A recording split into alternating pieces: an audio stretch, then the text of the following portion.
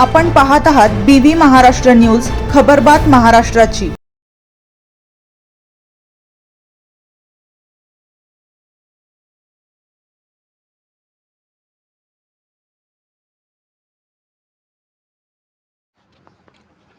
पिंपळकोठे डोंगराला भीषण आग, वनसंपदा जळून खाक, पशुधन धोक्यात।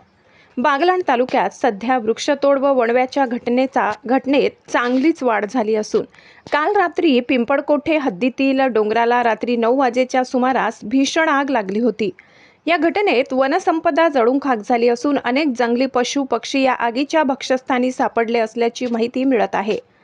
सदर घटनेची माहिती ताहराबाद प्रादेशिक वन विभागाला मिळताच वनपरिक्षेत्र अधिकारी ज्ञानेश्वर शर्माडे यांच्या मार्गदर्शनाखाली वन विभागाने तात्काळ दखल घेतली व वन विभागाचे वनपाल तुषार देसाई यांच्या मार्गदर्शनाखाली आग विझविण्यासाठी शर्थीचे प्रयत्न करण्यात आले।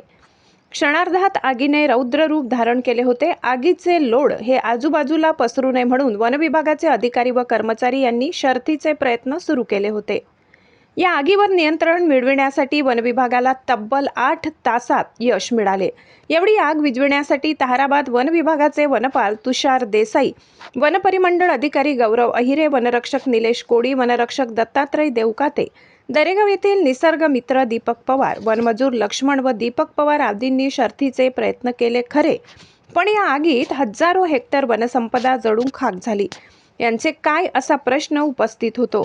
तरी या पुढे अशा घटना घडू नये म्हणून खबरदारी घ्यावी असे आवाहन पिंपळकोठे व दरेगाव येथील ग्रामस्थांनी केली आहे। बीबी न्यूज महाराष्ट्रासाठी विभागीय संपादक दीपक पवार।